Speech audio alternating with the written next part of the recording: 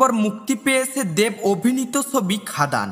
অনেকদিন পরে মূলধারার বাণিজ্যিক ছবিতে ফিরেছেন সুপারস্টার দেব। প্রথম দিন থেকেই বক্স অফিসে ঝড় তুলেছে এই ছবি। সুজিত রিনো দত্ত পরিচালিত এই ছবিতে দ্বৈত চরিত্রে অভিনয় করেছেন দেব। দেব ছাড়াও এই ছবিতে যিনি প্রশংসা পেয়েছেন তিনি হলেন যিশু সেনগুপ্ত। এই ছবিতে প্রথমবার দেবের সঙ্গে জুটি বেঁধেছেন ইধিকা পাল। পশ্চিমবঙ্গে এটিই তার প্রথম সিনেমা। ছবির প্রচারে কোনো খামতি রাখেননি দেব। সারা বাংলা ঘুরে ছবির প্রচার করেছেন খাদানের গোটা টিম। দেবের ফিল্মি ক্যারিয়ারে সবথেকে দ্রুত গতিতে 1 কোটির ঘরে প্রবেশ করা ছবি খাদান। তবে কোটির সংখ্যা দিনের সঙ্গেই ক্রমবর্ধমান।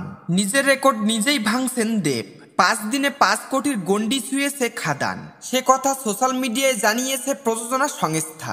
বড়দিনে 42-এ পা দিয়েছেন টলিউড সুপারস্টার। সেদিন বক্স অফিসে বাকি বাংলা ছবির থেকেই অনেকটাই বেশি ব্যবসা করেছে খাদান।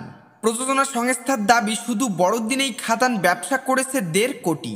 সব মিলিয়ে 6 দিনে দেবের খাদান ঘরে তুলল 6 কোটি 61 লক্ষ।